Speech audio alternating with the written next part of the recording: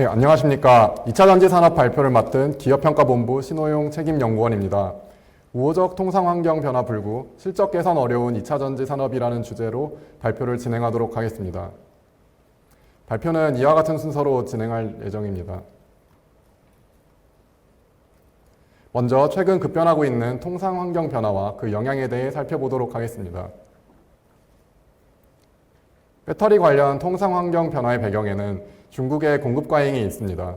왼쪽 표를 보시면 글로벌 캐파 증가분의 상당 부분이 중국에 집중되어 있는 것을 보실 수 있습니다.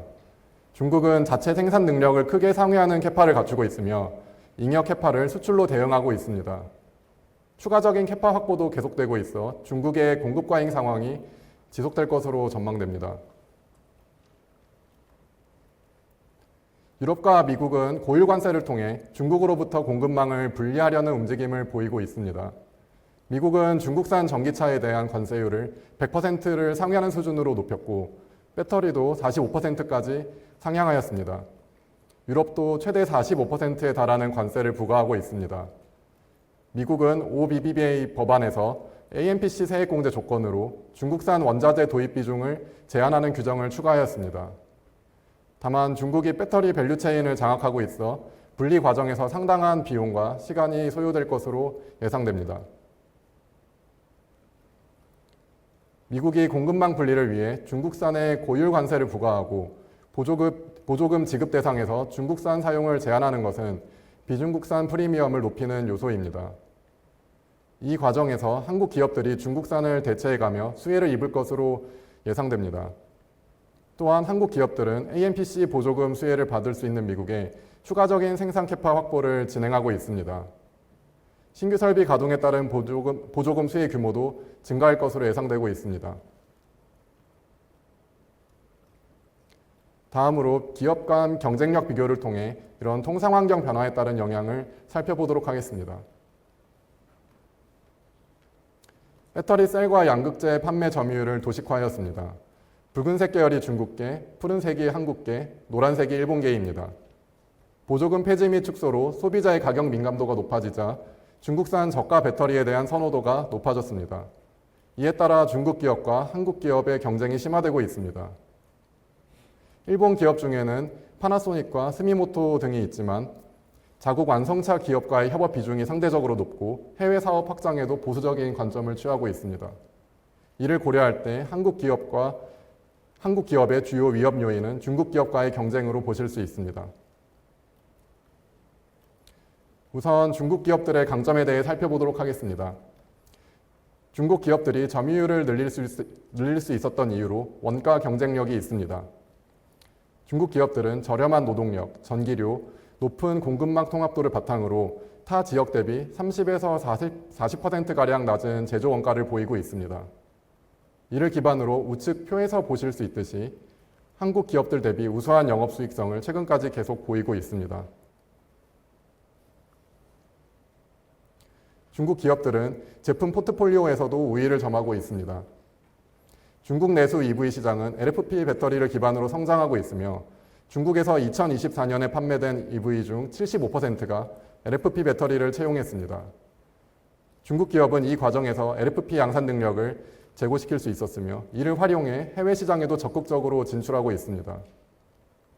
2023년에서 4년 중 주요 시장에서 보조금 축소 및 폐지 움직임이 나타나자 완성차 기업들은 B 세그먼트 라인업을 늘렸고 3원계 대비 저렴한 LFP 배터리가 상당수 채택되었습니다. 이에 중국 기업의 배터리 판매 점유율도 함께 높아지고 있는 추세입니다. 특히 오른쪽 표의 붉은색 박스를 보시면 저가 EV일수록 중국 기업 배터리 채택률이 높은 것을 보실 수 있습니다. 한국 기업들은 푸른색 박스로 표시된 중고가 라인에서 우위가 있지만 최근 저가 EV가 친환경 시장을 이끌면서 중국 기업들의 판매 점유율이 높아지고 있는 추세입니다. 다음으로 한국 기업들의 강점에 대해 살펴보겠습니다. 한국 기업은 지역별 다각화와 조인트 벤처를 활용한 수주 기반의 강점이 있습니다. 한국 기업은 미국, 유럽, 중국, 한국의 생산 기반을 확보하고 있는 반면에 중국 기업은 대부분 자국의 생산 캐파를 갖추고 있습니다. 한국 기업의 다변화된 생산 기반이 통상 환경 변화에 유연한 대응을 가능하게 할 수 있는 요소로 파악됩니다. 또한 한국 기업들은 완성차 기업들과 조인트 벤처 형태로 현지 투자를 진행하고 있습니다. 이는 안정적 수주 기반을 확보하는 요소로 한국 기업들의 사업 기반을 보완하고 있습니다. 특히 한국 기업들은 북미 지역에 적극적으로 진출하여 시장을 선점하고 있습니다. 이를 바탕으로 미국에서 AMPC 혜택을 받고 있으며 그 규모는 2025년 상반기에만 1.6조 원에 달합니다. 또한 중국산에 대한 고율 관세는 ESS 배터리에도 적용되어 한국 기업들의 반사이익이 예상되고 있습니다. ESS 배터리용으로는 안정성과 가격에 강점이 있는 LFP 배터리가 선호되고 있습니다. 중국 기업이 우수한 LFP 양산 능력을 바탕으로 미국 시장에서 80%를 상회하는 점유율을 확보한 것으로 파악되고 있습니다. 한국 기업들이 미국의 LFP 양산 기반 확보를 진행하고 있으며 중국산 배터리에 대한 고율 관세 영향으로 이에 기반한 수주도 계속되고 있습니다. 향후 한국 기업의 미국 내 LFP 양산 능력이 확대되면서 관련 수익 기반도 강화될 것으로 전망됩니다. 다음으로 재무 역량에 대해 살펴보도록 하겠습니다. 표를 보시면 셀과 소재 기업 모두 푸른색으로 표시된 한국 기업들의 차입금 부담이 높습니다. 특히 CATL은 현금성 자산이 차입금보다 더 많은 상황입니다. 다만 부채 비율 측면에서는 중국 기업이 대체로 더 높은 것을 보실 수 있습니다. CATL도 부채 비율 측면에서는 삼성 SDI나 LG에너지솔루션보다 더 높은 것을 보실 수 있습니다. 이는 중국 기업들이 정책 지원으로 차입금 부담을 최소화하는 한편 영업성 부채를 적극적으로 활용한 결과입니다. 중국 기업들은 영업성 부채를 적극적으로 활용하여 현금 흐름을 관리하고 있습니다. 특히 중국 대형 기업들은 200일이 넘는 매입 채무 회전 기간을 보이고 있습니다. 이는 한국 기업 평균 34일을 크게 상회하는 수준입니다. 매입 채무까지 고려하여 재무 부담을 비교할 경우에는 한국과 중국 기업의 재무 부담이 크게 차이나지 않습니다.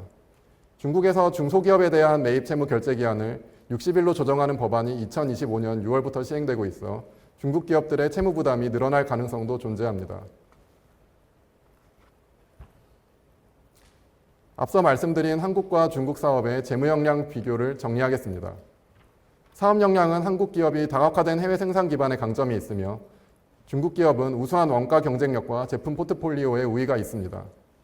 재무 역량 측면에서는 영업성 부채까지 고려할 경우 유사한 수준으로 파악됩니다. 최근의 통상 환경 변화는 한국 기업들의 경쟁력을 강화시키는 방향으로 작용할 것으로 예상됩니다. 이런 변화는 미국에서 비중국산 프리미엄을 높이는 한편 한국 기업들이 저가 솔루션을 갖추고 경쟁력을 확보할 수 있는 시간을 벌어줄 것으로 예상됩니다. 이상의 논의를 바탕으로 신용평가 시사점에 대해 말씀드리겠습니다. 우호적인 통상환경 변화가 한국 기업에게는 중국 기업과 경쟁할 수 있는 기반을 제공할 것으로 보입니다. 하지만 즉각적인 수익성 개선으로는 바로 이어지지 못할 것으로 전망됩니다. 친환경차 시장은 B 세그먼트로 대표되는 소형 EV 시장이 성장을 이끌고 있어 중대형 차종 위주의 포트폴리오를 갖춘 한국 기업들의 배터리 가동률 제고는 제한적일 것으로 예상됩니다. 향후 이익 창출력이 안정화되기 위해서는 중국 기업들과 경쟁할 수 있는 저가 솔루션을 갖추고 납품 차종 다각화가 이루어져야 할 것으로 판단됩니다. 부진한 실적 속에 대기업 계열에 속한 기업들은 자본성 자금 조달로 신용도를 방어해왔습니다. 하지만 대기업 계열 외 회사들은 채무성 자금 조달이 주를 이루었고 재무 안정성이 저하되며 신용도 저하 추세를 보이고 있습니다. 향후 투자 부담이 감소할 것으로 전망되지만 이익 창출력 개선을 통해 높아진 채무 부담을 완화하지 못할 경우 신용도가 하락할 가능성이 존재합니다. 이상으로 발표를 마치겠습니다. 경청해 주셔서 감사합니다.